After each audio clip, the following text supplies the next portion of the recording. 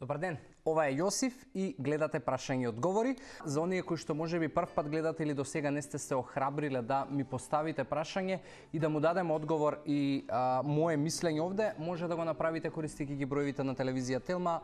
Истото може да го направите и користејќи го хаштагот #AskJosif или па да ме најдете на моите лични профили на Facebook или Instagram како Коуч Јосиф и да можеби искомуницираме во приватна порака и да ви одговорам на прашањето кое што го сакате.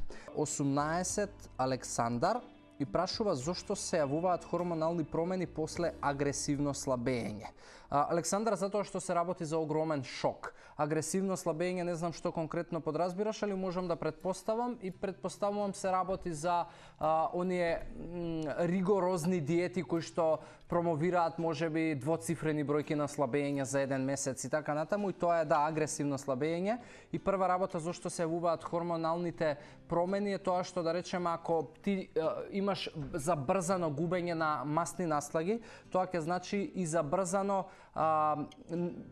намалување на лачењето на естроген. Не знам колку си запознат, но во масните клетки и луѓе кои што имаат покачена телесна тежина имаат многу поголеми шанси да произведуваат естроген во нивното тело како хормон.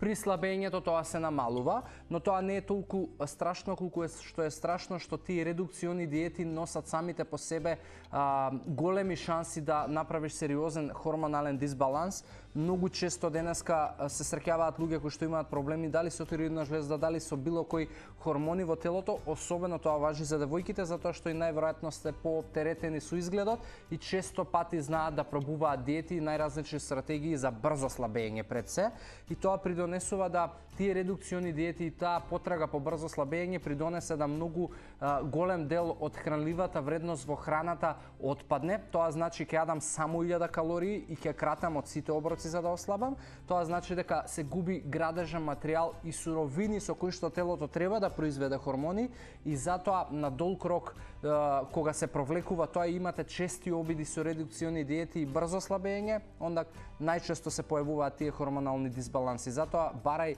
пред се опција за недебелење, за да нема потреба да дојде да бараш опција за слабење, и самото тоа недебелење ќе подразбира дека ти го задоволуваш телото и сите системи би требало да функционираат како што треба.